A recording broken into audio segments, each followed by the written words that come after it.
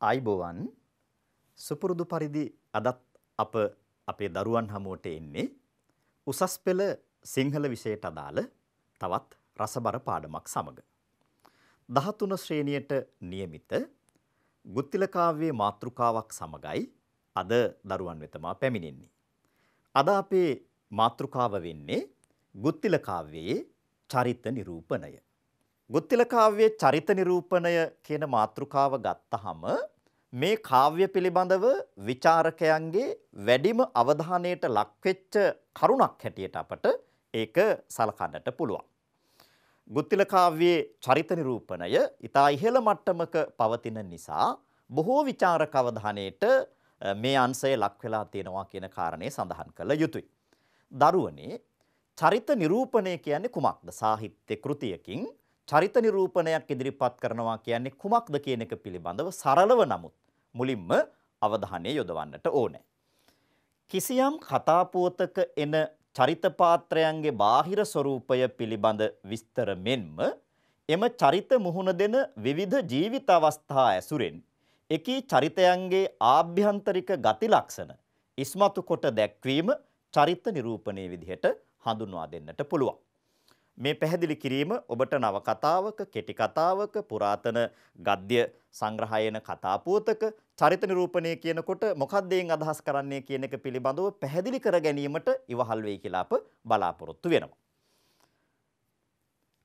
ගුත්තිල කාව්‍යයෙහි නූතන විචාරක අවධානයට වැඩියෙන්ම යොමු වෙච්ච අංශයේ විදිහට චරිත නිරූපණය සලකන්න පුළුවන්.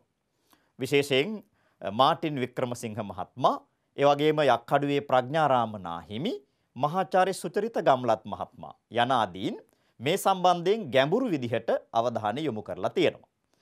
එය සාහිත්‍ය වාදයකටත් කිසියම් අවස්ථාවක් පාදපු කාරණයක් හැටියට හඳුන්වන්නට පුළුවන්. මාටින් වික්‍රමසිංහ මහත්මයා ගුත්තිල කාව්‍යයේ චරිත නිරූපණය පිළිබඳවම වැඩි අවධානයක් යොමු කරමින් ගුත්තිල ගීතය නමින් කෘතියක් එළි දක්වනවා. මෙහි අන්තර්ගත අදහස් වලට ප්‍රතිවිරුද්ධ අදහස් සපයමින් දක්වමින් යක්කඩුවේ ප්‍රඥාරාම නාහිමිපාණන් වහන්සේ ගුත්තිල ගීත විචාරය කියලා පොතක් ලියනවා. ওই විදිහට මෑත ඉතිහාසයේ යම් සාහිත්‍ය වාදයකට තුඩු දුන්න මාතෘකාවක් බවට පත් වෙනවා ගුත්තිල කාව්‍යයේ චරිත නිරූපණය කියන කාරණය. පුරාතන සිංහල පද්‍ය සාහිත්‍ය ග්‍රන්ථ ගත්තහම චරිත නිරූපණය ඉතා ඉහළින් සිද්ධ වෙන කෘති කීපයක් තියෙනවා. විශේෂයෙන් උසස් චරිත නිරූපණයන් සහිත කාව්‍ය තුනක් අපට හඳුනා ගන්න පුළුවන් පැරණි පද්‍ය සාහිත්‍යයේහි. ඒ කෞසිලුමින, කාව්‍යසේකරය, ඒ වගේම ගුත්තිල කාව්‍ය කියන මේ කාව්‍ය ග්‍රන්ථ. මනුෂ්‍ය චරිතවල පවත්නා සංකීර්ණ ගති ලක්ෂණ මධ්‍යස්ථ දෘෂ්ටියකින් යුතුව විවරණය කරන උසස් චරිත නිරූපණයක් සහිත කාව්‍යයක් වශයෙන් අර කාව්‍ය තුන අතුරෙන් ගුත්තිල කාව්‍යය අවිවාදයෙන් විචාරක පිළිගැනීමට භාජනය වෙනවා. ගුත්තිල කවියා මනුෂ්‍ය ස්වභාවයන් දෙස අනුකම්පා සහගත දෘෂ්ටියකින් බලන බව ඉඟි කරන කවියක් මේ කාව්‍යයේ වර්තමාන පුවත විස්තර කරන අවස්ථාවේ අපට හමු වෙනවා. ඒ තමයි ඔබ මේ කවිය පාඩම් කරලා ඇති, මෙහි අර්ථ ඔබ කියවලා අවබෝධ කරගෙන ඇති. ඉඳ ඉඳ එක වෙහෙර විඳ විඳ දහම් මනහර සිඳ බිඳ දුක් සසර අනේ දෙව්දත් නොදුටි මොක් පුර. බලන්න දරුවනේ, අනේ දෙව්දත් නොදුටි මොක් පුර.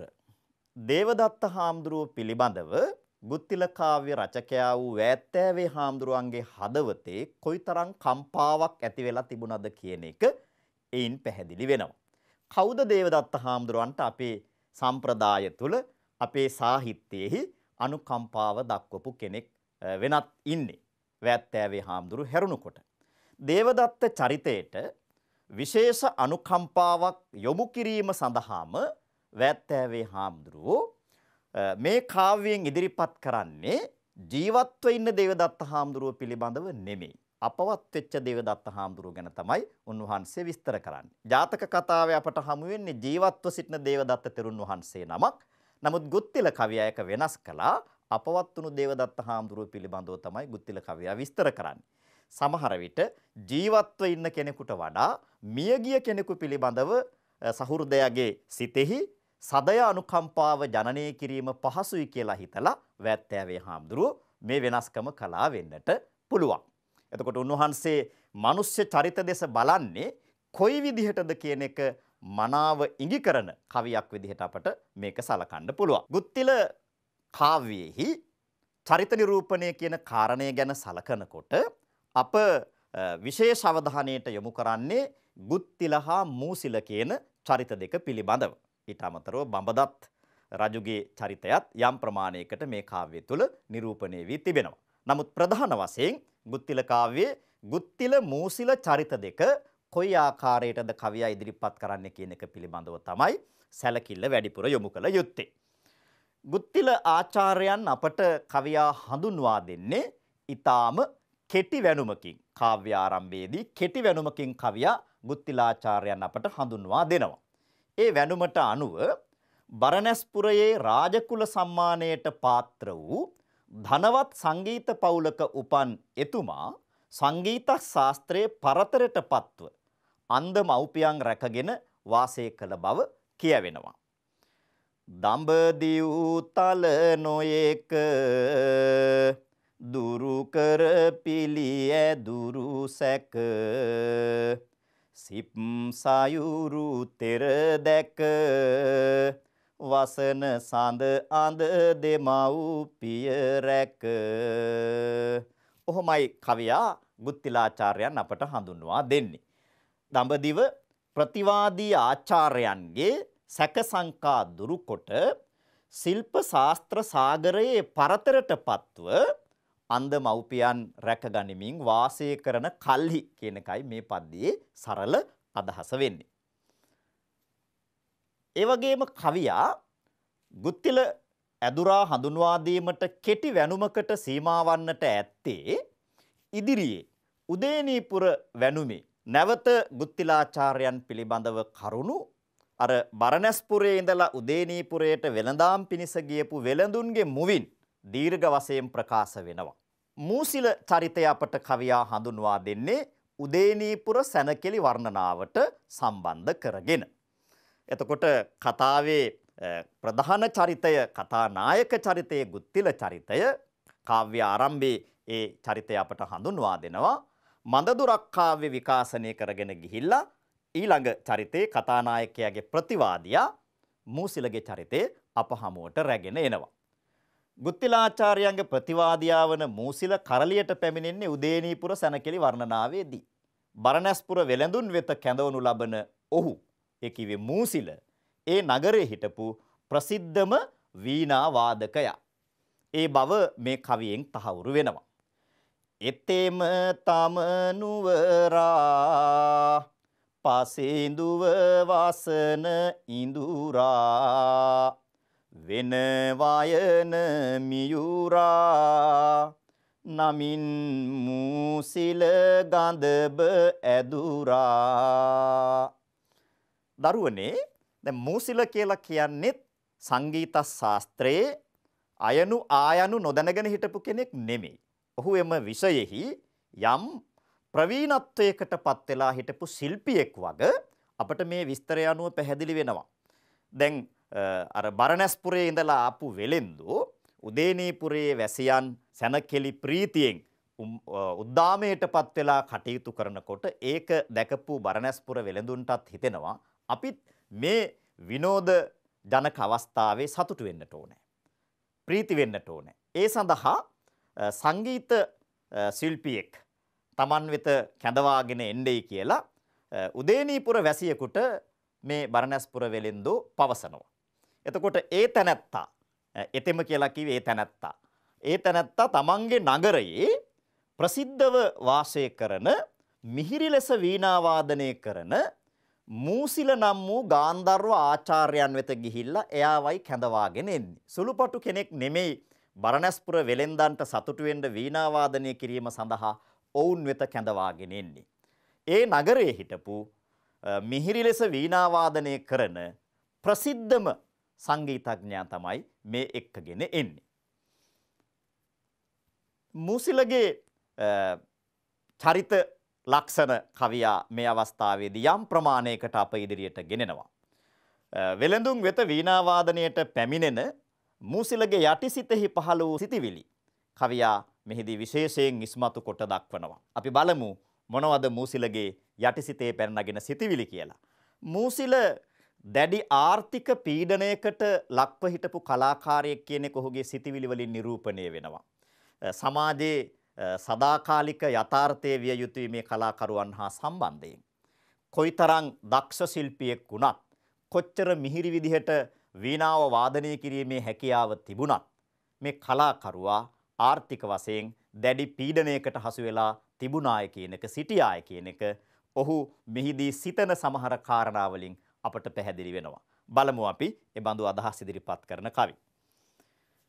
ඉන්දිමි නොවීනය දක්වා ශිල්ප වීනය සමග උපවීනය රැගෙන දැඩි කොට සදා වීනය. කවියගේ භාෂා කුසලතාව කොයිතරම්ද කියන එකත් මේ වගේ කවි වලින් අපට පැහැදිලි කරගන්න පුළුවන්. දැන් මේ ණය කියන පදයෙන් තමයි පාද හතරෙම එලිවැට යොදලා තියෙන්නේ, එලි සමේ යොදලා තියෙන්නේ. නමුත් අර්ථ හතරක. ඉඳි මී නොවි ණය. මින් මත්තට ණයතුරුස් නොවි ඉඳීම සඳහා. දක්වා ශිල්ප වීණය. වීණා ශිල්පය දක්වලා ණය නොවි ඉන්නවයි කියන අදිෂ්ඨානයේ පෙරදරි කරගෙන සමග උපවීනේ. උපවීනේ කියන්නේ වීණා දණ්ඩ. වීණා දණ්ඩ සමග වීණාව අරගෙන දැඩි කොට අල්ලාගෙන වීණාවේ තත් ටික සකස් කරගෙන සූදානම් වුණා අර වෙලෙන්දුන්ට වීණා වාදනය ඉදිරිපත් කරන්නට. එතකොට ණය නොවි ඉඳීම සඳහා තමයි මේ වීණා වයන්නේ. ඒ කියන්නේ වෙලෙන්දන්ගෙන් කීයක් හරි අරගෙන ණයතුරුස් ටික ගෙවලා ණයෙන් නිදහස් වෙලා ජීවත් වීම සඳහා තමයි එයාගේ අභිලාෂය තිබුණේ. ඒ තුල තියෙනවා ඔහු කිසියම් ආර්ථික අපහසුතා, දුෂ්කරතා මැද කටයුතු කරගෙන ගියපු කෙනෙක් කියන කාරණය. ඒ වගේම ඔහුගේ යටිසිතෙහි මේ වෙලාවේ විශේෂ අභිලාෂයක් පවතින බව අපට පෙනී යනවා. මේ කවිය මගෙන් අපට ඒක පැහැදිලි කරගන්න පුළුවන්. බලමු අපි මේ කවිය. එකල ඒ ගඳ බා දක්වා ශිල්ප නොතබා වෙළඳ මන පොළඹා ගනිමි යන සිතිනි දන නොතබා. මූසිලගේ සිතිවිල්ල ඒ තරම් යහපත් නෑ කියන එක අපේ දරුවන්ට තේරෙන්න ඕනේ. මූසිල කල්පනා කරනවා තමන් දන්න ශිල්පය මේ වෙලෙන්දන්ට පෙන්නලා ඔවුන්ගේ සිතේ ආසාව වඩවලා ඔවුන් සන්තක ධනය සම්පූර්ණයෙන්ම තමන් සතු කරගන්නවයි කියලා. මේක දැඩි ආත්මාර්ථකාමී චේතනාවක්. තමන් කරන සේවයට සරිලන යමක් ලබා ගත්තට කමක් නැහැ. තවත් කෙනෙකු සතු සියලු වස්තුව ඔවුන්ව ආසාවෙන් පොළඹවලා ලබා ගැනීම පිළිබඳ චේතනාව නම් ඒ තරම්ම යහපත් නැහැ. කවියා මූසිල චරිතයේ පසුවට ඉස්මතු කෙරෙන යම් යම් ලක්ෂණ වල මුල් අවස්ථාවන් මෙබඳු කවි හරහා ඉදිරිපත් කරනවායි කියලා අපට හිතෙනවා. ඔව්. දැන් මූසිලගේ මේ අරමුණ අසාර්ථක වෙනවා. ඒ විතරකුත් නෙමෙයි වෙලෙන්දන්ගේ ප්‍රතිචාරයෙන් ඔහුගේ අභිමානයට කිසියම් පහරක් වදින බවකුත් පෙනී යනවා. බලමු දැන් මේ කවියෙන් අපට ඒ කාරණේ පැහැදිලි කරගන්න පුළුවන්. මූසිල තමන් දන්න සියලුම ශිල්ප යොදාගෙන වීණාව වාදනය කරනවා. කරන ගමන් අර වෙළඳුන්ගේ ඉරියව් පරීක්ෂා කරනවා. ඔවුන් තමන්ගේ වාදනයෙන් සතුටු වෙනවද? වාදනයේ රස විඳිනවද කියන එක ඔහු බලනවා. ඒ බලනකොට ඔහුට දැනෙනවා ඔවුන් කිසිම දැනීමක් හැඟීමක් නැතුව වගේ එතනදී ඔහු දෙස බලාගෙන ඉන්නේ. බැරිම තැන මූසිල වෙලෙන්දන්ගෙන් අහනවා මේ විදිහට. නොමිහිරිද මේ වෙන ඇසු උදමින් වැඩි වෙන නැතහොත් නැත නුවණ කියව නොසතුටුවන්ට කාරණ. දැන් මේ වීණාව වාදනය කරන්නේ වෙලෙන්ද පිරිසක් ඉදිරියේනේ. එතකොට වෙළඳුන් කියන අය සාමාන්‍ය සාහිත්‍යයට, කලාවට, සංගීතයට වගේ දේවල් වලට ඒ තරම් නැමියාවක්, ලැබියාවක්, රුචිකත්වයක් නැති පිරිසක්නේ. ඔවුන්ගේ මනස වැඩ කරන්නේ ව්‍යාපාරික ලාභ සම්බන්ධයෙන් පමණයිනේ. මිල මුදල් එක්කන උන් නිතර ගනුදෙනු කරන්නේ. ඉතින් මූසිල කල්පනා කරනවා වෙන්න ඇති මේ වෙලෙන්දන්ට සංගීත ශාස්ත්‍රයේ සංගීත රසය කියන එක දැනෙන්නේ නැහැ. ඒ සඳහා උන්ට දැනුමක් නැහැ කියලා කල්පනා කරලා ප්‍රශ්න කරනවා මේ විදිහට. නොමිහිරිද මේ වෙන? මගේ මේ වාදනය මිහිරි නැද්ද? ඇසු ඌදමින් වැඩි වෙන. මීට වඩා මధుර වාදනයක් අහලා තියෙනවද? නැතහොත් නැතනොත් එහෙම නැත්තම් ඔබලට සංගීතයේ රස විඳීම සඳහා දැනුමක් නැද්ද? අවබෝධයක් නැද්ද? ඥානයක් නැද්ද? කියව නොසතුටු වන්ට කාරණ. ඇයි මේ අසන්තෝෂෙන් ඉන්නේ? සතුටු නොවි ඉන්න කාරණා මට පැහැදිලි කරන්නයි කියලා වෙලෙන්දන්ගෙන් විමසනවා මූසිල ඒ අවස්ථාවේදී. එවිට වෙලෙඳුන් මූසිලට දක්වන ප්‍රතිචාරය කොයි වගේද බලන්න. ඇදුර තුටු නොවේති නොසිත අප සිප් නොදාති උනිමු වෙන සදති නොදත්ත මුගායනා කරති. උදේනී පුරයේ පුවතර සංගීතඥයා, ප්‍රසිද්ධම සංගීතඥයා, මිහිරි ලෙස වීණා වාදනයේ සම්බන්ධයෙන් අති ප්‍රසිද්ධියක් අත්පත් කරගෙන හිටපු සංගීතඥයාට මේ මොකද වෙන්නේ?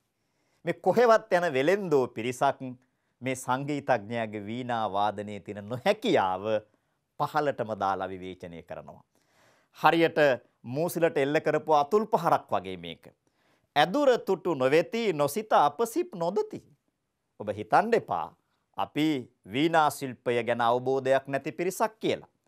උනිමු වෙන සදති නොදත්තමු ගායනා කරති. මෙච්චර වෙලාවක් අපි හිතාගෙන හිටියේ තවම ඔබ වීණාවේ තත් ටික සකස් කරනවා ඇති කියලා. අපට දැනුනේ නෑ ඔබ වීණාව වයනවයි කියලා. දැන් උදේනීපුරයේ ප්‍රසිද්ධ මියුරු ලෙස වීණා වැයීමේ හැකියාවෙන් යුක්ත මහා සංගීතඥයාට, මහා ගාන්ධර්වයාට අලු දූවිලි බවට පත් වෙන්න සිද්ධ වෙනවා. ඔහුගේ අභිමානය බිඳුවටම වැටෙනවා. ඊළඟට මූසිල ක්‍රියා කරන්නේ කොයි විදිහටද? තමාට වඩා විශිෂ්ට වාදකයෙකු වෙනත් තැනක දැක තිබේදැයි මූසිල වෙළඳුන්ගෙන් විමසූ විට ඔහු ගුත්තිලාචාර්යයන්ගේ වාදන හැකියාව දීර්ඝාකාරයෙන් වර්ණනා කරනවා. ඊට කන්දීගෙන ඉන්න මූසිල ඒ වැඩුම අවසානයේදී ඔවුන්ට මෙසේ කියනවා. මොකද්ද කියන්නේ කියලා බලමු. ඔහු කියනවා එසේ වුවහොත් හිමි ඔහුට මම අත වැසි වෙමි. මෙමිල ආපසු දෙමි මමත් ඔබ යන කල සමග යෙමි. ඒක එහෙමනම් මං ඒ තැනත්තගේ ශිෂ්‍යයෙක් බවට පත් වෙනවා. මං ඔහුගේ අතවැසියා බවට පත් වෙනවා. ඔබලා මට ගෙවපු මේ මුදල මං ඔබලට ආපහු පවරනවා. ආපහු බාර දෙනවා. හැබැයි පොරොන්දුවක් වෙන්න ඕනේ. ඔබලා ආපහු බරණැස්පුරයට යන විට මාවත් රැගෙන යා යුතුයි. දැන් මේ ප්‍රකාශය තුල මූසිලගේ චරිතය පිළිබඳව අපට යමක් හිතන්නට ඉඩ අවකාශ සලසනවා. ඇත්තටම මූසිල ශිල්ප ශාස්ත්‍රයට ලෝභ ශිෂ්‍යයෙක්ද? නැත්නම් සිප් සතර සාපිපාසාවෙන් පෙලෙන්නෙක්ද? එහෙම නැත්නම් ඔහු මේ එල්ල කරන්නේ කිසියම් අභියෝගයක්ද? අපි ඒක හිතලා බලන්න වටිනවා. මෙහි පවත්නේ ශිල්ප ඉගෙනීමෙහි නොතිත් ආසාවෙන් යුක්ත ශිල්පියෙකු මේ ශිෂ්‍යයෙකුගේ හැඟීමක්ද? පුද්ගලයෙකුගේ හැඟීමක්ද? එහෙම නැත්නම් අර වෙලෙන්දන් කියපු කාරණා අහගෙන ඉඳලා එහෙමද? බලමුකෝ එහෙමනම් වගේ අභියෝගාත්මක අදහසක්ද කියන එක ටිකක් ගැඹුරින් කල්පනා කරලා බලන්න උත්සාහ කරන්නට ඕනේ. ඔව් ඊළඟට මූසිල බරණැස්පුර වෙලෙන්දොත් එක්ක ඔවුන් හා එකඟ වෙච්ච විදිහට ඔවුන් තමන්ගේ අරමුණට එකඟ කරගත් ආකාරයට බරණැස්පුරයට යනවා. ගිහිල්ලා ගුත්තිලාචාර්යයන්ගේ නිවසට ගොඩ වෙනවා. ඒ වෙලාවේ ගුත්තිලාචාර්යයන් නිවසේ හිටියේ නැහැ. නිවසේ හිටියේ එතුමගේ අන්ධ මව්පියන් පමණයි. ආගන්තුකයෙක් තමන්ගේ නිවසට ඇතුළු වුණා කියන එක මේ අන්ධ මව්පියන්ට දැනුනේ නැහැ. මූසිල ඒක අඟවන්නට ගියෙත් නැහැ. වටපිට බලනකොට මූසිල දැක්කා ගුත්තිලාචාර්යයන්ගේ වීණාව පැත්තක හේතු කරලා තියෙනවා. වහා මේ වීණාව අතට අරගෙන වාදනය කරලා බලනවා. සාමාන්‍ය එහෙමන නේද? පොත්පත් වලට ලැබියාවක් තියෙන කෙනෙක් තැනකට ගියපුවාම පොත් රාක්කයක් දැක්කොත් එතෙන්ට තමයි කිට්ටු වෙන්නේ පොතක් අරන් බලනවා. ඒ වගේ මූසිලත් ගුත්තිලාචාර්යන්ගේ වීණාව අරගෙන ටිකක් වාදනය කළා. ඒ වෙලාවේ අර අන්ධ මව්පියන් මේ හඬ අහලා ඊට ප්‍රතිචාර දක්වන්නේ කොහොමද කියලා බලමු. අන්ධ මව්පිය දෙදෙන ඔහු වයන බව නොම දැන කති වෙන මීයන සුසු යැයි අත ගැසූ සැකයෙන. ගුත්තිල කවියා අවස්ථා නිරූපණයට කොයිතරම් සමත්ද කියන එක අපේ දරුවන්ට මේ වගේ අවස්ථා තුලින් ඉස්මතු කරලා පෙන්වන්න පුළුවන්. බලන්න අන්ධ මව්පියෝ දෙදෙනා තමන්ගේ නිවසට කෙනෙක් ඇතුළු වුණා කියන එක දැනගෙන හිටියේ නැහැ. ඒ අයට දැනුනේ තමන්ගේ පුතාගේ වීණාව මීයෙක් වීණාවේ තත් මීයෙක් හපනවා ඇති කියලා. ඒ හඬ තමයි මේ ඇහෙන්නේ කියලා හිතලා ඒගොල්ලෝ මොකද කළේ? අන්ධ මව්පිය දෙදෙන ඔහු වයන බව නොම දැන. මූසිල වීණාව වාදනය කරනවා කියන එක දන්නේ නැතිව කති වෙන මීයන මීයෙක් ඇවිල්ලා පුතාගේ වීණාව හපනවයි කියලා හිතලා සුසු යැයි අත ගැසූ සැකේන. සු කියලා අතෙන් මෙහෙම අර මීයා එලවන්නට උත්සාහ කරනවා. දැන් එතකොට උදේනීපුරයේ ප්‍රසිද්ධම මියුරු ලෙස සංගීතය වැයීමේ එහෙම නැත්නම් වීණා වාදනයේට ප්‍රසිද්ධවම හිටපු ශිල්පියාගේ වීණා වාදන හැකියාව මීයෙක් වීණාවේ තත් හැපීමකට සමානද? දැන් මූසිලගේ අභිමානයට මොකද වෙන්නේ? ඔහු ගුත්තිලගේ නිවසට ගොඩ වෙන්නෙත් කිසියම් අභිමානයක් අහංකාරයක් හිතේ රඳවාගෙන. ඒ නිසා තමයි අර අන්ධ මව්පියන්ට වැඳේ නැත්තේ. හරිනම් ඒ අන්ධ වයසක මව්පියන්ට වැඳලා තමන් අහවලා ආවේ අහවල් කරුණ සඳහා කියලා පැහැදිලි කරලානේ ඊළඟට කතා බහ ඇති කරගත යුත්තේ. මූසිල තමන්ගේ අහංකාරකම නිසා තමයි එහෙම නොකලේ. ඊළඟ කවියෙන් අපට ඒක පැහැදිලි වෙනවා. එය ආසාවෙන තබා සිතෙහි ගරුමන් නොතබා උන් පද හිස තබා නැමද මෙලෙසින් කීය ගඳ බා. අර මව්පියන්ගේ ප්‍රතිචාරය අහලා සිතේ තිබුණු ගරුමන් නොතබා එතෙක් තමන්ගේ හිතේ තමන් පිළිබඳව තිබුණ ගරුත්වයක් අහංකාරයක් මාන්නයක් දැන් ඒවා බැහැර කරනවා. බැහැර කරලා උන් පද හිස තබා. ඒ අර අන්ධ මව්පියන්ගේ ගුත්තිලාචාර්යයන්ගේ අන්ධ මව්පියන්ගේ දෙපා මත හිස තියලා නැමද මෙලෙසින් කීය ගඳ බා බොහෝම නිහතමානී විදිහට වැඳලා මේ විදිහට කිව්වා. දැන් මූසිල තේරුම් ගත්තා වෙලෙන්දු කියපු කාරණේ හරි. ගුත්තිලාචාර්යයන් කියලා කියන්නේ මේ ලෝකයේ ඉන්න අතිශය මියුරු ලෙස වීණා වාදනය කිරීමේ හැකියාවෙන් යුක්ත විශිෂ්ට ශිල්පියෙක් කියන එක දැන් මූසිල ප්‍රත්‍යක්ෂ කරගත්තා ගුත්තිලාචාර්යයන් දකින්නටත් පෙර ආතුව අර දෙමව්පියන්ගේ ප්‍රතිචාරයෙන්. ඒ නිසා ඔහු තමන්ගේ අහංකාරය පැත්තකින් තියලා දැන් බොහොම නිහතමානී විදිහට ඉස්සරහට මුණ දෙනවා. අපි බලමු ඊළඟට කුමක්ද වෙන්නේ කියලා. දැන් මූසිල අන්ධ මව්පියන්ගෙන් අහනවා මම අහවලා ගුත්තිලාචාර්යයන් මුණ ගැහෙන්න ආවේ එතුමා කොයි? ඒ වෙලාවේ අන්ධ මව්පියෝ දෙන්න කියනවා මේ ළඟකට ගියා. දැන් එනවා ඇති. එහෙම කියනවත් එක්කම ගුත්තිලාචාර්යයන් ගෙට ගොඩ වෙනවා. ඒ මොහොතේ මූසිල ගුත්තිලාචාර්යයන් ළඟට ගිහිල්ලා එතුමාගේ පා නැමද තමන් ආව කාරණේ පැහැදිලි කරනවා. ගුත්තිලාචාර්යෝ මූසිලගේ බාහිර ස්වરૂපය මොහොතක් පරීක්ෂා කරලා බලලා මෙන්න මේ විදිහේ ප්‍රතිචාරයක් දක්වනවා. බලමින් ලකුණු ගත දුදන ගුණ දැන ඔහු සිත නොවාසව තෙපි මවෙත සිල්ප නොදෙමැයි කිවෙන් මහා සත. අපේ දරුවෝ ගුත්තිල කාව්‍යයේ ਵਿਚාර සඳහා මේ කවි කටපාඩම් කරගන්න ඕනේ. ඔක්කොම කවි කටපාඩම් කරගන්න අවශ්‍ය වෙන්නේ නැහැ. මෙබඳු විශේෂ තැන් ඉස්මතු කරන කවි කටපාඩම් කරගත යුතු වෙනවා. දැන් බලන්න දැන් මේ අවස්ථාව නූතන විචාරකයන්ගේ තියුණු විවේචනයේට විචාරයට ගුත්තිල චරිතය ලක් කරපු අවස්ථාවක් විදිහට සඳහන් කළ හැකියි. බලමින් ලකුණුගත ශරීරයේ ලක්ෂණ බලලා දුදන ගුණ දැන ඔහු සිත ඒ ශරීර ලක්ෂණ අනුව ගුත්තිලාචාර්යයන් වටහා ගන්නවා මූසිලගේ හිතේ තියෙන දුෂ්ට ගති. ඔහු දුදනෙක් කියලා දැනගෙන නොවසව තෙපි මවෙත ඔබ මන් ළඟ ඉන්න එපා. ශිල්ප නොදෙමයි කිවෙන් මහසතු උඹට ශිල්ප දෙන්නේ නෑ මම. ඵලයන් යන්නයි කියලා කියනවා. දැන් ඈත පලාතක ඉඳලා ඉගෙනීමේ මහත් ආසාවෙන් කිසියම් ශිෂ්‍යයෙක් ගුරුවරයෙක් ළඟට ඇවිල්ලා අනේ මං අහවලා මං ඔබතුමාගෙන් ඉගෙන ගන්න ආසයි මට ශිල්පය දෙන්නේ කියලා ඉල්ලා හිටනකොට ගුරුවරයෙක් ඒ ශිෂ්‍යයා මේ විදිහට ප්‍රතික්ෂේප කරලා පළවා හැරීම සදාචාර සම්පන්නද කියන ප්‍රශ්නයක් තියෙනවා.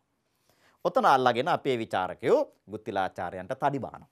එතුමා කොයිතරම් කුහක දුෂ්ට නපුරු ගුරුවරයෙක්ද කියලා. නමුත් අපි ඒ මතවාද මොහොතකට බැහැර කරලා අපේ මනසින් මධ්‍යස්තව ටිකක් කල්පනා කරලා බැලුවොත් ගුත්තිලාචාර්යයන් මේ සිදු කරන්නේ ශිෂ්‍යයා පරීක්ෂා කිරීමක් කියලා හිතන්න බැරිද අපට? දැන් අද වුණත් ಭಾರತೀಯ කලා පවුල් ගත්තාම කලා ගුරුකුල ගත්තාම ඒවා වෙත ඉගෙන ගැනීම සඳහා එන ශිෂ්‍යයන්ට ඒ සම්ප්‍රදායන් තුළ තියෙන දේවල් වලට හිස නමලා ඒ අනුව කටයුතු කරන්න සිද්ධ වෙනවා. විශේෂයෙන් සංගීතයේ වගේ විෂයක් හදාරනකොට ඒ ගුරු ගෞරවය තියෙන්න ඕනේ. ඒ වගේම ඒ සම්ප්‍රදායන්ට නිසි ලෙස ගරු කරන්න ඕනේ. කැපවීම, ඉවසීම කියන ගුණාංග අනිවාර්යයෙන් මේ ශිෂ්‍යයා තුළ තියෙන්න ඕනේ. දැන් ගුත්තිලාචාර්යයන් මේ කරන්නේ ශිෂ්‍යයාගේ එබඳු ගති ලක්ෂණ යාට ශිල්ප ඉගැන්වීමට සුදුසු ඒ ගති ලක්ෂණ තියෙනවද කියන එක පරීක්ෂා කොට බැලීමක් නොවේද කියලා අපි තර්කානුකූලව හිතන්නට ඕනේ. එහෙම නොවන්නේ නම් ඇයි පස්සේ ඔහුට ශිල්ප දෙන්නේ? දුර්ජනෙක් නම් දුෂ්ටයෙක් නම් එබඳු දුදනාට දුෂ්ටයාට මව්පියන් කීවයි කියලා ශිල්ප දෙන්න උවමනාවක් නැහැනේ. ගුත්තිලාචාර්යයන් පසුව මේ ශිෂ්‍යයාට මනවින් ශිල්ප ශාස්ත්‍රයේ දෙනවා. ඒ නිසා අපි අර විචාරකයන්ගේ අදහස් එහෙම පිටින්ම බාර ගැනීමට වඩා අපිත් යමක් කල්පනා කළ යුතුයි. ඇත්තටම මේ මූසිලව පළවා හරින්නට කරපු ක්‍රියාවක්ද එහෙම නැත්නම් ගුත්තිලාචාර්යයන් මේ සිදු කරන්නේ තමා වෙත ශිල්ප ඉගෙනීමට ආව ශිෂ්‍යයා ඉවසීම කැපවීම තියෙන කෙනෙක්ද කියන එක පරීක්ෂා කර බැලීමේ කාර්යයක්ද කියලා හිතන්න වටිනවා. අපි ඊළඟ අවස්ථාවට බලමු. ගුත්තිල ආචාර්යයන් මූසිලට සිදු කරන්නේ කුමක්ද? අතවැසියා ශිල්පයේ පරතරට රැගෙන යාමට මේ ආචාර්යයන් පසුව කටයුතු කරනවා. මූසිල ගුත්තිලාචාර්යයන් ඔහුට යන්නේ කියලා කිව්වට ගියේ නැහැ. නිවසේ රැඳිලා අර මහලු ඇස් නොපෙනෙන මව්පියන්ට උපස්ථාන කරනවා. ඒ අයගේ හිත දිනා ගන්නවා. ඒ අයගේ මාර්ගයෙන් ගුත්තිලාචාර්යයන්ට කියනවා Tamanට ශිල්ප ලබා දෙන්නයි කියලා. මව්පියන්ගේ ඉල්ලීම මහක දාන්න බැරි නිසා ගුත්තිලාචාර්යයන් මේ ශිෂ්‍යයාට ශිල්ප දෙනවා. ඒක එහෙමමයි කියලා කියන්න බෑ. ශිෂ්‍යයාගේ අර කැපවීම, ඉවසීම පරීක්ෂා කරලා බැලුවා. ඔහුගේ හොඳ කැපවීමක්, ඉවසීමක් තියෙන බව ගුත්තිලාචාර්යයන් වටහා ගන්නට ඇති. ඉන්පස්සේ ඔහුට ශිල්ප දෙන්න තීරණය කරනවා. ගුරුවරයෙක් හැටියට එතුමා කොයිතරම් ශ්‍රේෂ්ඨද කියනවා නම් තමන් දැනගෙන හිටපු ශිල්පය අඩුවක් නැතුව මේ ශිෂ්‍යයාට ලබා දෙනවා. බලන්න මේ කවියෙන් එක ලස්සනට කියවෙනවනේ. හිමි තම නැන නැවින් සැදි ගී තරඟ බෙහෙවින් වෙනසිප් මහ නවින් කෙලේ ඔහු පරතරට මැනවින්. හිමි කියලා කිව්වේ බෝධිසත්වයන් වහන්සේ ගුත්තිලාචාර්යෝ. තමන්ගේ ඥානේ නැමැති නෞකාවෙන් ගී තරංග වලින් සැදුණු වීණා ශිල්පයේ නැමැති මහා සාගරයෙන් ඔහු මැනවින් එතර කලේය. එතකොට තමන් දත් ශිල්පය අඩුවක් නැතුව මේ ශිෂ්‍යයාට ලබා දීලා ඔහු ඒ ශිල්පයේ ප්‍රවීණයෙක් බවට පත් කරපු ආකාරය තමයි මේ කියන්නේ. දුදනෙක් කියලා මුලින් එලව ගන්න උත්සාහ කරපු කෙනාට ඒ ගුරුවරයා තමන් දන්න ශිල්පයේ සම්පූර්ණයෙන් කියා දෙන්න උවමනාවක් නැහැනේ. එතන තිබුණේ ඔහුව එලවා ගැනීමේ චේතනාවක් නම්. ඒකයි අපි කිව්වේ ගුත්තිලාචාර්යයන්ට එම සිදුවීම මූලික කරගෙන පහර දෙනවා වෙනුවට ඒ චරිතයේ ඉදිරි ක්‍රියාකාරීත්වය හොඳට සලකා බලමින් නිවැරදි අවබෝධයක් ඇති කරගත යුතුයි කියන එක. වීණාසිප් සකස නොහැරම ඇදුරු උව දෙස ඉගෙනගෙන සිතු ලෙස සිටි මූසිල ගඳබ මේ ලෙස දැන් මූසිලගේ පැත්තෙන් කල්පනා කරපුවාම ඔහු දක්ෂ ශිෂ්‍යයෙක්. ගුත්තිලාචාර්යයන් ළඟට ආවේ වීණා ශිල්පයේ අයනු ආයනු නොදන්නා ලාබාල ශිෂ්‍යයෙක් නෙමෙයි. යම් ප්‍රමාණයකට එම ශිල්පයේ ප්‍රගුණ කරගත්ත ශිල්පියෙක්. ඒ වගේම ගුත්තිලාචාර්යයන්ගේ උපදෙස් අනුව මූසිල බොහොම උවමනාවෙන් උනන්දුවෙන් කැපවීමෙන් ශිල්පය ග්‍රහණය කරගන්නවා. ඔහුගේ දක්ෂතාවත් වැත්තෑවේ හාමුදුරුවෝ නිර්ලෝභීව විස්තර කරනවා.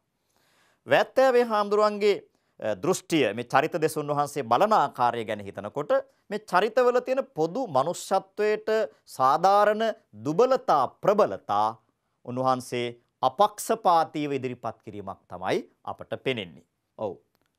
මූසිල ගුත්තිලාචාර්යයන්ගෙන් ශිල්ප උකහාගෙන ඉන් අනතුරුව කල්පනා කරන්නේ කුමක්ද?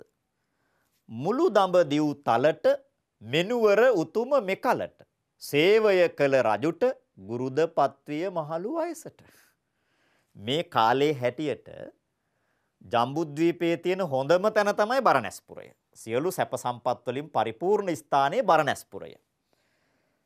සේවය කළ රජුට මේ බරණැස්පුරයේ බඹදත් රජුට සේවය කරන මගේ ආචාර්යවරයා දැන් මහලු වියට පා තබලා ඉන්නේ. එයින් මේ බරණැස නිරිඳුගේ රැගෙන අදහස ගුත්තිල ඇදුරු ලෙස දවස් අරිමැයි සිතු ලෙස. දැන් මූසිලගේ යටිසිතන මේ එළියට එන්නේ. මේ බරණැස්පුරයේ රජුරුවන්ගේ කැමැත්ත අරගෙන ගුත්තිලාචාර්යයන් විදිහට මට අනාගතයේ දවස් හරින්න පුළුවන්. දැන් මේ සිටිවිල්ල ඒ තරම් යහපත් එකක් නෙමෙයි. දැන් මේ හිතන්නේ ගුරුවරයා පෙරලා දමලා එයාගේ තැන Tamanට අත්පත් කරගන්නට. අච්චර හොඳට ශිල්ප දීලා ප්‍රවීණයෙකු බවට පත් කරපු ශිෂ්‍යයා ඒ ගුරුවරයාට ආපිට හැරිලා පහර දෙන්නයි මේ ලෑස්ති වෙන්නේ. ඉතින් මූසිල මේ යටි අරමුණු යටි හැඟීම් සියල්ල සංගවාගෙන ඉඳලා සුදුසු අවස්ථාවේදී තමයි ඒවා එළියට දමන්නේ. ඔහුගේ දුදන සිතෙහි ස්වභාවය මේ තැන් වලින් ඉස්මතු වෙනවා. හිමි මෙතොප අවසර දුනහොත් රජුට මෙනුවර සේවය කර නිතර මෙහිම ඉඳිමි කීය දවසර. දැන් අර එහෙම කල්පනා කරලා ආචාර්යයන් ළඟට ගිහිල්ලා එතුමට බොහොම බැගෑපත් විදිහට කියා සිටනවා. ඔබතුමා මට අවසර දුන්නොත් මේ නගරේ රජුරවන්ට සේවය කරමින් මම මේ නගරයේම දිගටම ජීවත් වෙන්න කැමතියි කියලා බොහොම බැගෑපත් විදිහට ගුරුවරයා ළඟට ගිහිල්ලා මූසිල ප්‍රකාශ කරනවා. ඒ වෙලාවේ ගුත්තිලාචාර්යයන් මූසිල එලව ගන්නවද? නැහැ. බලමු ගුත්තිලාචාර්යයන් කොහොමද මූසිලට ප්‍රතිචාර දක්වන්නේ කියලා. ඔව්. ගුත්තිලාචාර්යයන් අතවැසියාගේ අභිවෘද්ධියට මේ මොහොතේදී අත දෙනවා. ප්‍රතික්ෂේප කළේ නැහැ ඔහුගේ ඉල්ලීම. ඔහුගේ ඉල්ලීමට එතුමා උපකාර කරන්නට සූදානම් වෙනවා. බලමු අපි කොහොමද ඒක ප්‍රකාශ වෙන්නේ කාව්‍ය තුල කියලා. අප අතවැසි ඔබට සේවය කෙරෙහි හැම විට රිසියන හිමි ඔබට වැටුප් දුන මැනවි දිවි රැකුමට. මූසිලගේ ඉල්ලීම පරිදි ඔහු එක්කගෙන යනවා රජුරුව ළඟට. ගිහිලා රජුරුවන්ට හඳුන්වා දෙනවා. හඳුන්වා දීලා රජුරුවන්ගේ මේ ඉල්ලීමත් කරනවා. මොකද්ද? අපේ ශිෂ්‍යයා ඔබ වහන්සේට හැම විටම සේවය කරන්න කැමති. ස්වාමීනි ඔබතුමාට කැමති වැටුපක් ඔහුට දිවි රැක ගැනීම සඳහා ලබා දෙන්න. දැන් ගුත්තිලාචාර්යයන්ට පුළුවන්ද රජුරුවන්ගෙන් මූසිලට මෙච්චර වැටුපක් ගෙවන්නයි කියලා ඉල්ලීමක් කරන්න? ගුත්තිලාචාර්යයන්ට එහෙම අයිතියක් නැහැ. ඒක තීරණය කළ යුත්තේ ඒ රැකියාව ලබා දෙන රජුරුව. ගුත්තිලාචාර්යයන් තමන්ගේ ශිෂ්‍යයා රජුරුවන්ට හඳුන්වා දුන්නා පමණක් නෙමෙයි ඉල්ලීමකුත් කරනවා ඔහුට රස්සාවක් දෙන්න. ඒ වගේම ඔහුට සාධාරණ වැටුපක් ගෙවන්න. මින් එහාට ගුරුවරයෙක් ශිෂ්‍යයෙකුට කළ යුත්තේ කුමක්ද? දැන් මේ තරම් දුරට තමන්ගේ ශිෂ්‍යයාට අත දෙන මේ ගුරුවරයාට තමයි මූසිල පසුව එරෙහිව කටයුතු කරන්නේ. එදිරිවාදී වෙන්නේ. ඔහුගේ දුදන ගති ඒ තැන් වලින් තමයි ඉස්මතුව පෙනෙන්නේ. ඔව්. අපි බලමු ඉස්සරහට. බඹදත් රජුරුවන්ගේ නියමයේ කුමක්ද? දැන් මේ ශිෂ්‍යයාට තමන් හොඳින් දන්න බරණැස්පුරයේ ඉන්න සුප්‍රකට සංගීතඥයා, රාජකීය ගාන්ධර්වයා, ගුත්තිලාචාර්යයන් කරන හැඳින්වීම අනුව මේ ශිෂ්‍යයාට එතුමාගේ මේ ශිෂ්‍යයාට රජුරුවෝ රස්සාව දෙනවා. ඒ වගේම වැටුපත් තීරණය කරනවා. කොහොමද ඒක කරන්නේ? එබසට එනරසී පින්වත තොප අත වැසි. තොප වැටුමෙන් නිසි අඩක් වැටුමට යෙදේ පැවසි. හොඳයි. ඔබේ අත වැසියට මම ඔබට ගෙවන වැටුප වගේ භාගයක් ගෙවන්නම්. තොප වැටුමෙන් නිසි අඩක් වැටුමට යෙදේ පැවසි. ඉතින් ඒකෙත් අසාධාරණයක් තියෙනවා කියලා හිතන්න බෑනේ. කිසියම් රැකියාවකට පැමිණි නවකයෙකුට ඒ ශේස්ත්‍රයේ ඉන්න ප්‍රවීණයෙක් ලබන වැටුප දෙන්නේ මොන රටේද? ප්‍රවීණත්වයටපත් වුණාට පස්සේ ඒ ලබන වැටුප්තලයේ ඒ වරප්‍රසාද නවකයෙකුට හිමි වෙන්නේ නවකයාත් ක්‍රමක්‍රමයෙන් තමන්ගේ කුසලතා දක්ෂතා කැපවීම සේවයට පෙන්නමින් ඉස්සරහට යන්න ඕනේ. එහෙම ගියපුවාම තමයි එයාට ඉහළ වැටුප් ඉහළ වරප්‍රසාද අත්පත් වෙන්නේ. මේකනේ සම්ප්‍රදාය. ඒ සම්ප්‍රදායෙන් පිට පැනලා කොහොමද මෝසිල්ට විතරක් සලකන්නේ? දැන් අපේ ਵਿਚාරකයෝ ගුත්තිලාචාර්යයන්ටයි බබදත්ත රජුරවන්ටයි බැනවදිනකොට ඒ පිළිබඳවත් කල්පනා කළොත් හොඳයි කියලා මම ආරාධනා කරනවා. ඔව් රජුරුවන්ගේ නියමය සාධාරණයි. දැන් මේකට ගුත්තිලාචාර්යයන්ගේ කිසිම මැදිහත් වීමක් නැහැ. එතුමා ඉල්ලුවේ නැහනේ මගේ වැටුපෙන් භාගයක් අතවැසියට දෙන්නේ කියලා. එතුමා කිව්වේ ඔහුට දිවි රැක ගැනීමට වැටුපක් ලබා දෙන්නේ කියලා. ඔව් සිප් සතර උගන්වා ජීවනෝපායද සලසා දුන් ගුරුවරයා පෙරලා දමා ඔහුට හිමි තැන පැහැර ගැනීමට ක්‍රියා කරන අකුරුතඥ ශිෂ්‍යයෙක් විදිහටයි මෙතෙන් සිට මූසිල ක්‍රියාත්මක වෙන්නේ. අපි බලමු මේ අවස්ථා කවියා කොහොමද ඉදිරිපත් කරන්නේ කියලා. හිමි සඳිනි මෙසමේ බැලුව මුළු දඹ දිවමේ මියුරු වෙන වැයුමේ සමව සිටිනෝ අපි දෙදෙනමේ. කිසි බියක් පැකිලීමක් පසුබැස්මක් නැතිව රජුරුව ඉදිරියේ මූසිල මෙහෙම ප්‍රකාශ කරනවා තමන්ගේ ගුරුවරයා සම්බන්ධයෙන්. මියුරු වෙන වැයුමේ සමව සිටිනෝ අපි දෙදෙනමේ. එහෙම වෙන්න පුළුවන්ද? ගුරුවරයායි ශිෂ්‍යයයි කවදාකවත් සමාන වෙන්න පුළුවන්ද? සුදුසුකම් වලින් සමාන වුණත් අත්දැකීම කුසලතාවාදීන් කවදාකවත් ඒ දෙන්න සමාන වෙන්නේ නැහැ. ඉතින් මූසිලගේ මේ ප්‍රකාශය කොයිතරම් අසාධාරණයිද කියන එක විචාරාත්මකව මේ පිළිබඳව සලකා බලන අප අවබෝධ කරගත යුතු වෙනවා. හිමි ඔබ ඉදිරියේ වැයුවත් වෙන ඉදිරියේ ශිල්ප එක සරියේ එයින් දුන මැනවි පඩි සරියේ. දැන් වාදයකට මඟ කපන්නේ කවුද? තරඟයකට මුල පුරන්නේ කවුද? බ්‍රහ්මදත්ත රජුරෝ නෙමෙයි. ජාතක කතාවේ නම් මේ දෙන්න අතර ගුරුගෝල වාදයට මඟ කපන්නේ බ්‍රහ්මදත්ත රජුරෝ. නමුත් ගුත්තිල කවියක වෙනස් කරනවා. වාදයකට මඟ පාදා ගන්නේ මූසිල. ඔහු කියනවා ඔබතුමා ඉදිරියේ වීණාව වාදනය කළත් ශිල්පයක සරි අපි දෙන්නගේම ශිල්පයක හා සමානයි. එයින් දුන මැනවි පඩි සරි. තාම අසාධාරණ ඉල්ලීමක්.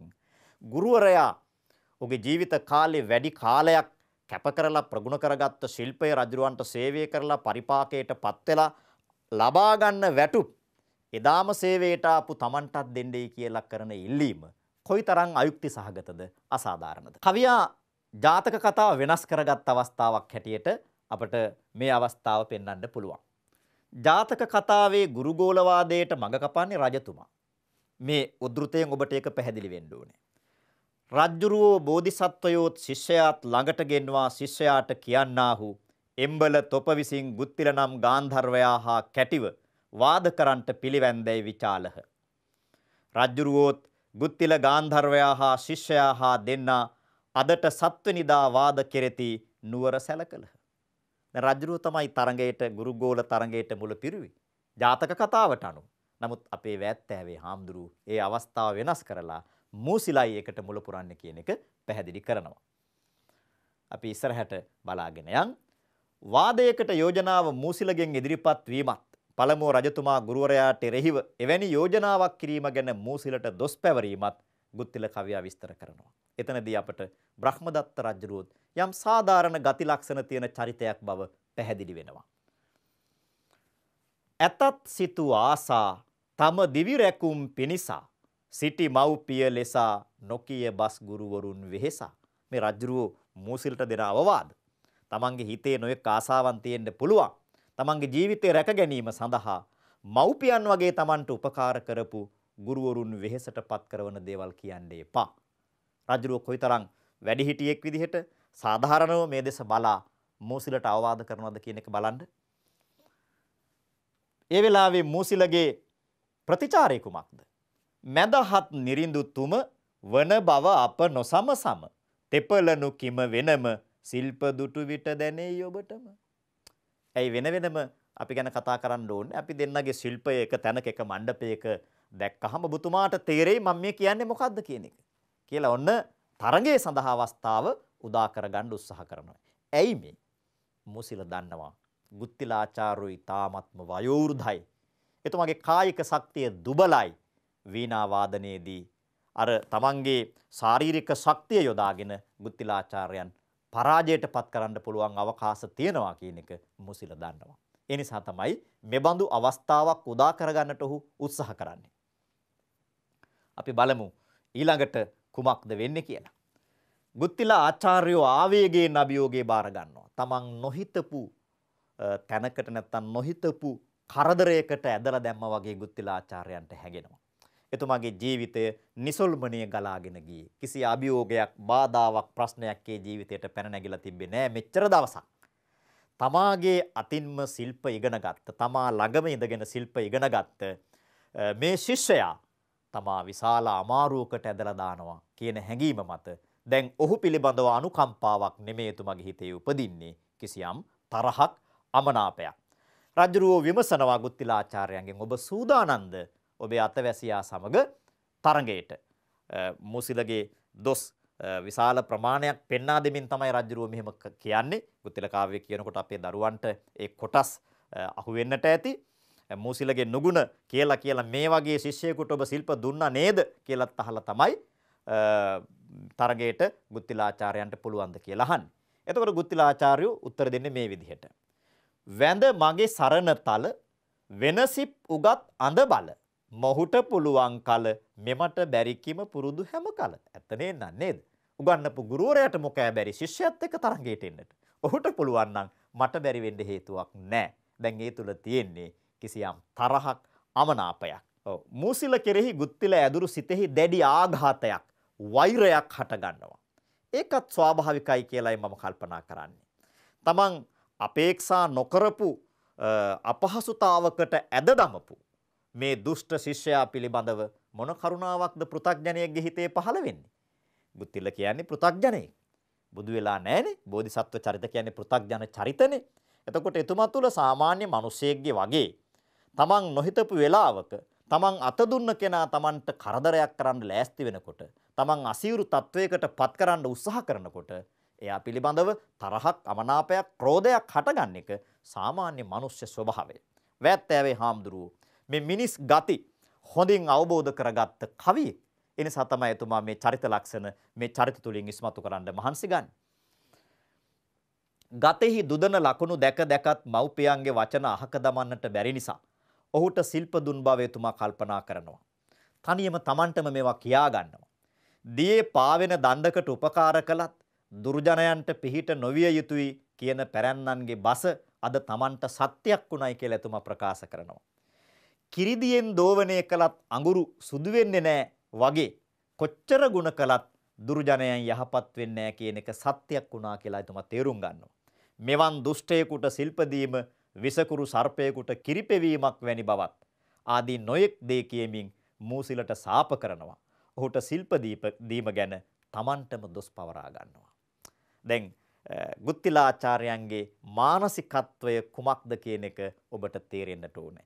එබඳු මානසිකත්වයට එතුමා ඇදලා දැම්මේ කවුද? මූසිල. එතකොට මූසිල පිළිබඳව තවත් අනුකම්පාවක් දක්වන්නට එතුමට හැකියාවක් තියනවද? පෘථග්ජනයෙක් හැටියට එතුමාගේ සිතේ එහෙම Tamanට වින කටින, Tamanට එදිරිවාදිකම් කරන ප්‍රතිවාදියා කෙරෙහි අනුකම්පාවක් උපදින්නට හේතුවක් නැහැ. ඒ නිසා අපට ගුත්තිලාචාර්යයන්ට මෙතනදී දොස් පවරන්නත් බෑ කියන එක සඳහන් කළ යුතුයි. ඔව්. තම නොසමත්කම වටහා ගැනීම හා අවමන් විදීමට ඇති අකමැත්ත. ඔව්. බරණැස්පුරේ පමණක් නෙවෙයි මුළු ජම්බුද්වීපයේ මේ කල හිටපු සුප්‍රකට සංගීතඥයනේ. ගුත්තිල පඬිවරයා පිළිබඳව කවියා මුලින්ම කරපු හැඳින්වීමේදී ඒක සඳහන් කළානේ. එබඳු තත්වයක ඉන්න කෙනෙකුට තමන්ගේ ශිෂ්‍යයා සමග වාදයට ගිහිල්ලා පරාජයට පත්වන්නට සිද්ධ වුණොත් මොන අවමානයක්ද? ඊට හොඳයි දිවිනසා ගන්න එක. ගුත්තිලාචාර්යයන්ගේ සිත තුළ මේ වෙලාවේ පැන නගින සිටිවිලි ඒවා. සාමාන්‍ය මිනිස්සෙකුගේ තත්ත්වය මේක තමයි. උගත සිප් සොඳසේ සිටිය බලවත් වයසේ මට මහලු වයසේ බැරිය වෙන ගායනා පෙරසේ. දැන් අපේ විචාරකයෝ චෝදනා කරනවා බැරි නම් දාලා ගහලා යන්න ඕනේ ශිෂ්‍යයාට අවස්ථාව දීලායි කියලා. එහෙම යන්න පුළුවන් අවස්ථාවක්ද මේ?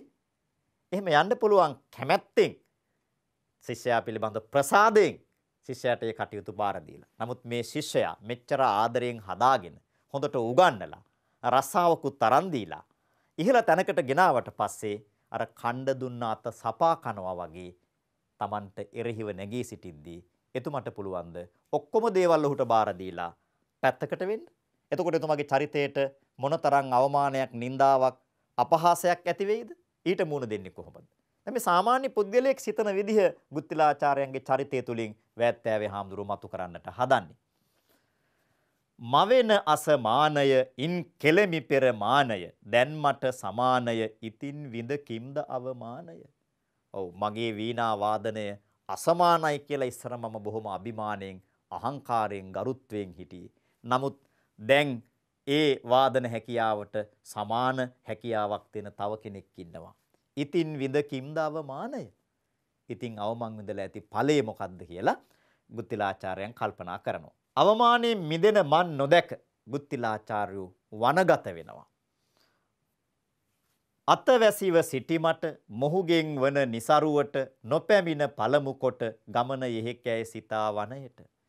17 කල්පනා කරන්න ඇති මේ අපහසු අවස්ථාවෙන් ගැලවෙන්නේ කොහොමද කියන එක පිළිබඳව. නමුත් විසඳුමක් නැති තැන එතුමා කැලෑවට යනවා. ජාතක කතාවට අනුව නම් කැලේට යන්නේ දිවිතොර කර ගැනීම සඳහා. නමුත් වැත්තෑවේ හාමුදුරුවෝ මේ බෝධිසත්ව චරිතය ඒ හැටි පහලට ඇද දමන්නේ කියන එක අපට පෙනී යනවා. ජාතක කතාවේ මෙහෙමයි ඒක ඉදිරිපත් වෙන්නේ. එසේ හේයින් මා සරි උවත් පැරැද්දාහාස්ම සරිය. පැරැද්දත් පැරදි නියාමයයි සිතා. එසේ හේයින් මුට පරදිනා බලාත් ප්‍රාණය නසා ගන්නට යහපතයි සිතා වලට වදිමි සිතා ලැජ්ජාවෙන් නික්මෙන්නාහ. මරණ භයින් ගෙටෙන්නාහ. මේ න්‍යායෙන් සත් දවසක් අවිච්ඡින්නව කියේ නොකඩව අඛණ්ඩව යාමෙන්ම ඒමෙන්ම තනන ලද මාවත්ව ගියේය. ගෙදර ඉඳලා කැලේට යනවා, කැලේ ඉඳලා ගෙදරට යනවා. මේ යන්නේ දිවි නැති කරගන්න. සියදිවි නසා ගන්න. ගියපුවාම අය බය හිතෙනවා. ජීවිතය පිළිබඳව ආසාවක් ඇති වෙනවා. ආපහු ගෙදර එනවා. ආයෙත් වැඩක් නැහැ මේ නිന്ദා අපවාද වලට ලක් වෙවි ඉඳලා මම ගිහිල්ලා දිවි නැති කරගන්නවා කියලා කැලේට යනවා. ඔහොම යාම්මේම් කරලා ගෙදර ඉඳලා කැලෑවට පාරක් හැදුනලු. දැන් ජාතක කතා කරුවා ගුත්තිලාචාර්යයන් ඊටාම පල්ලහැට ඇදලා දානවනේ. නමුත් වැත්තෑවේ හාමුදුරුවෝ ඒ බඳු තැනකට එතුමාව රැගෙන යන්නේ නැහැ. ඒකත් වැත්තෑවේ හාමුදුරුවන්ගේ චරිත දෙස බලන දෘෂ්ටියේ තියෙන විශේෂ භාවය කියලා අපට කල්පනා කරන්න පුළුවන්. වනයේ ගසක් මුල තැවි තැවී සිටින බෝධිසත්වයන්ගේ ගුණයෙන් සක්‍ර දේවේන්ද්‍රයන්ගේ පාණ්ඩු කම්බල ශෛලාසනය හුණු වෙනවා. සක්‍ර දේවේන්ද්‍රයෝ කාරණේ දැකලා බෝසතුන් ළඟට එනවා. ඇවිත් තමා කවුද කියලා හඳුන්වා දීලා ඔබතුමා ඇයි මේ දුකින් තැවි තැවි ඉන්නේ කියන කාරණේ අහනවා. ඒ වෙලාවේදී සක්‍ර දේවේන්ද්‍රයන්ට බෝධිසත්වය මෙහෙම කියනවා. අවගුණයට පිවිසි නරරකුසෙකු ලෙසින් දිසි. කළගුණ නොදත් කිසි පවිටු දුදනෙකු කළෙමි අතවැසි. ගුත්තිලාචාර්යයන් තුළ මූසිල කෙරෙහි කොයිතරම් වෛරයක් මේ වෙලාවේ තියෙනවද කියන එක මේ කවියෙන් අපට පැහැදිලි කෙරෙනවා. එබැවින් ඔහු දිනා දියදද දියත බඳිනා ලෙසට මහත් එදිනා සුදුසු වරයක් දෙවයි අදිනා. සක්‍ර දේවේන්ද්‍රයා පැමිණ කෙනෙක්ගෙන් ඔබට මගෙන් මොකක්ද ඕන කියලා අහපුවාම කොච්චරනම් දේවල් අපට තියෙනවද එතුමගෙන් ඉල්ලගන්න. නමුත් ගුත්තිලාචාර්යයන් මේ වෙලාවේ ඉල්ලන්නේ එකම එක දෙයයි. මූසිලව පරද්දන්නට Tamanට වරයක් දෙන්න කියන එකයි ඉල්ලන්නේ. ඒකෙන් පැහැදිලි වෙනවා කොච්චරනම් වෛරයක් මේ ශිෂ්‍යයා පිළිබඳව එතුමගේ හිතේ පැන නැගිලා තියෙනවද කියන එක. අපි ඉස්සරහට යමු. ප්‍රතිවාදියා පරදවන්නට දෙව් මිනිස් කුමන්ත්‍රණය. සක්‍ර දේවේන්ද්‍රයයි ගුත්තිලාචාර්යනුයි දෙන්න එකතු වෙලා මොකද්ද පිළියෙල කරන කුමන්ත්‍රණය?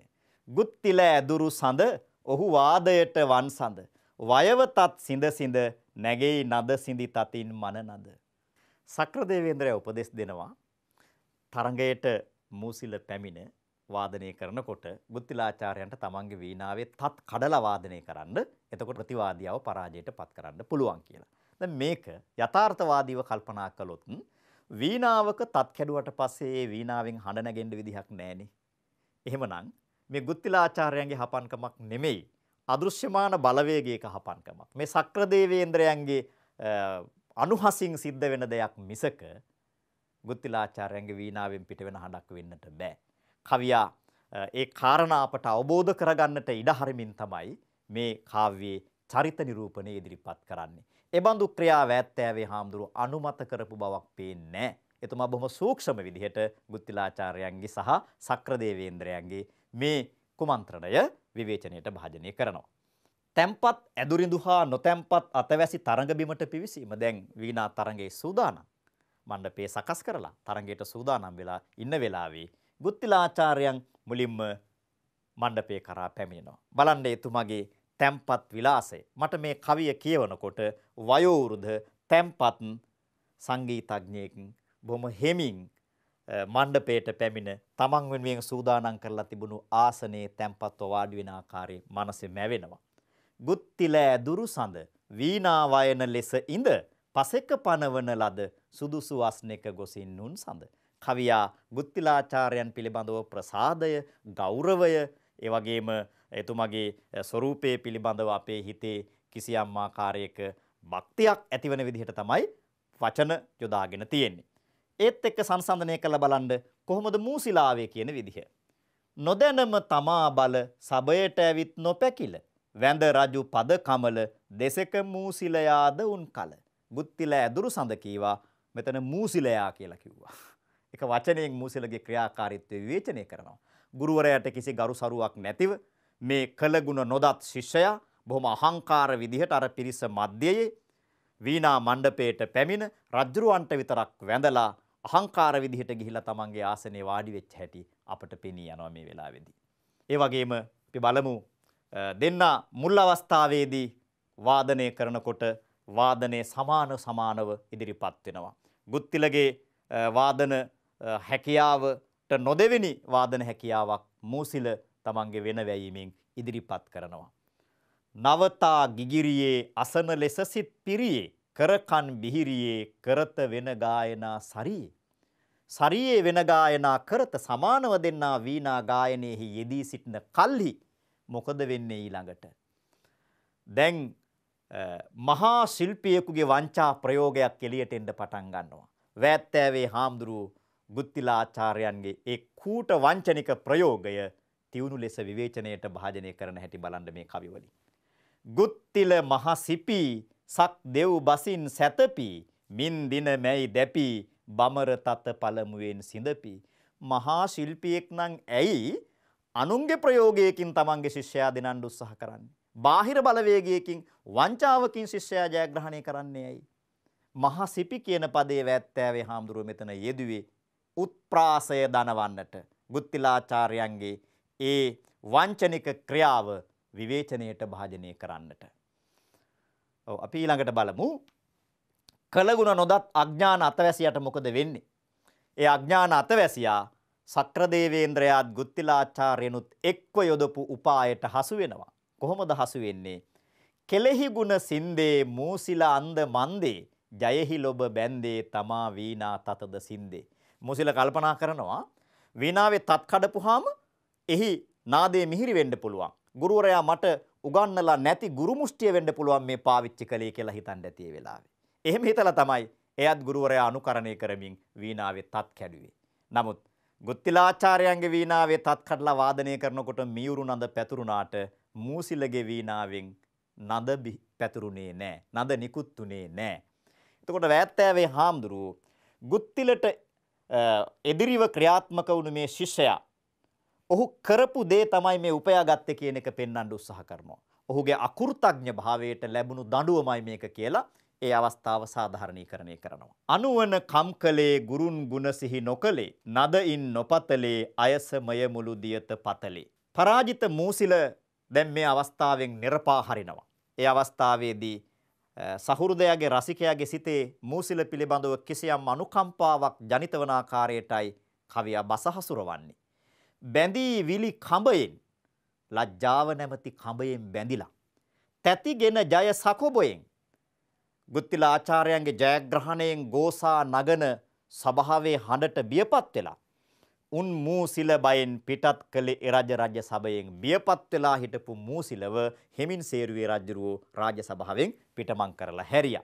මූසිල මෙපුර තට නුවරෙක් නොවේයි ඉඳිනට ඉන්තෝ මෙහි නොසිට යවයි නෙරපූය යම පුරයට. මේ කවියේ අවසාන පාදය පිළිබඳව සැකසංකා විද්වතුන් පළ කරනවා. එතන යවයි නෙරපූය යම පුරයට කියලා ගත්තොත් මූසිල මරා දැම්මයි කියලා හිතන්න පුළුවන්.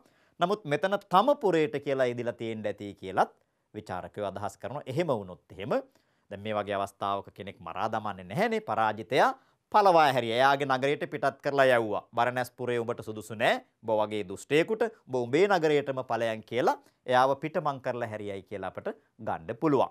දැන් ওই විදිහටයි මේ කාව්‍යයේ චරිත නිරූපණය ඉදිරිපත් වන්නේ. තොර ගුත්තිල මූසිල චරිත දෙක දෙසම කවියා මධ්‍යස්ථාකල්පයකින් බලපු ආකාරය අපට පැහැදිලි වෙන්න ඕනේ. ඒ චරිත දෙකේම තිබුණු පොදු මනුෂ්‍යත්වයට සාධාරණ ප්‍රබලතාත් දුබලතාත් මධ්‍යස්තව ඉස්මතු කොට දක්වපු ආකාරයක් අපි දැක්කා. අපි දැන් මේ පාඩමේ සාරාංශයක් ගැන විමසා බලමු. මනුෂ්‍ය චරිත දෙස මධ්‍යස්තව බලා සිදු කළ විවරණයක් විදිහට අපට මේක සලකන්න පුළුවන්.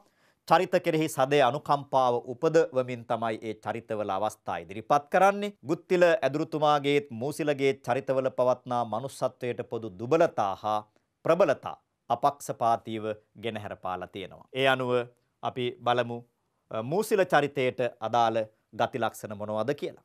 ඔහු ආර්ථික පීඩනයකට පත් වෙලා හිටපු ශිල්පියෙක්. උන්නතිකාමයක් ඉහළට නැගීමේ කැමැත්තක් ඔහුට තිබුණා. අහංකාරයක් තිබුණ මුල් අවස්ථාවේ ඔහු තුල. ඒ වගේම ශාස්ත්‍රීය විෂයෙහි කැපවීමක් ඔහු තුල අපි දකිනවා. සූක්ෂමාකාරයෙන් තමන්ගේ අරමුණ වෙත ළඟාවන්නට උත්සාහ කරපු කෙනෙක් ඔහු. ඒ වගේම ඔහුගේ ඉවසිල්ල මදකම කියන එකත් පෙන්වා දෙනවා. ඉවසගෙන හිටියානම් ගුරුවරයා විශ්‍රාම ගත්තට පස්සේ ඉබේම ඔහුට ඒ තැන හිමි කරගන්න පුළුවන්කම තිබුණා. එතෙක් ඔහු ඉවසුවේ නැහැ. ඒ නිසා ඔහු වෙනසුණා. අකෘතඥභාවය කළගුණ පිළිබඳව අපේ හිතේ තියෙන්න ඕන සැලකිල්ල. ගුත්තිල මූසිලට කොයිතරම් උදව් කළාද? ඒත් මූසිල තුල ගුත්තිලාචාර්යයන් පිළිබඳව කෙලෙහි ගුණ දැක්වීමේ ගුණයක් තිබෙන්නේ නැහැ.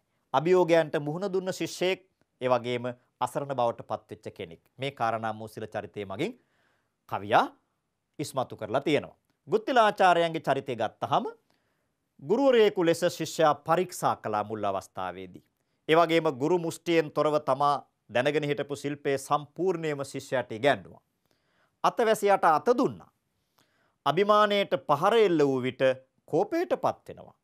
ඒ වගේම කර කියා ගත හැකි දෙයක් නැතිව අසරණ වෙච්ච අවස්ථත් ඒ චරිතයේ කවියා අපට පෙන්න දෙනවා. තම නොහැකියාව වටහාගෙන ප්‍රතිවාදියාට වෛර කරනවා. කුහකත්වයේ කියන එක මතුවෙන්නේ එතනින්. Tamanට බැරි දේ වෙන කෙනෙක් කරනවා දැක්කහම අර බැරි කෙනා තුල කුහකත්වයක් උපදිනවා. ඒක තමයි සාමාන්‍ය මනුෂ්‍ය ස්වභාවය. ගුත්තිල චරිතේනුත් ඒ ලක්ෂණේ කවියා අපට ඉස්මතු කරලා පෙන්නනවා. කූට වංචා ප්‍රයෝග යොදා ප්‍රතිවාදියා පරාජයටපත් කරනවා. ඒවා බෝධිසත්ව චරිතයකට තියා සාමාන්‍ය මනුෂ්‍ය චරිතයකටවත් උචිත දේවල් නෙමෙයි. වැත්තෑවේ හාමුදුරුව නිර්භයව ඒ චරිත ලක්ෂණ විවේචනයට භාජනය කරනවා. ඔය ලක්ෂණ තමයි අපට මේ පාඩමේ චරිත දෙක සම්බන්ධයෙන් සාකච්ඡා කරන්න තියෙන්නේ. ඉතින් අපේ කාල වේලාව අවසන් වෙන නිසා මේ පාඩම අවසානයේ සුපුරුදු පරිදි දරුවන්ට ඇගයීමක් ඉදිරිපත් කරන්නයි මේ සූදානම් වන්නේ. ප්‍රශ්න දෙකක් ඔබට මම ඉදිරිපත් කරනවා පිළිතුරු ලිවීම සඳහා. මේ පාඩම ආශ්‍රය කරගෙන නැවත නැවත අභ්‍යාසවල යෙදෙමින් අපේ දරුවෝ තමන්ගේ දැනුම දියුණු කරගෙන විභාගයේ ඉහළින් සමත් වීමට අදිෂ්ඨාන කරගන්න ඕනේ. ඔබට ඒ සඳහා වාසනාව, ශක්තිය, ධෛර්යය ලැබේවා කියලා ප්‍රාර්ථනා කරමින් අද ඔබෙන් සමුගන්නවා. ආයිබෝවන්.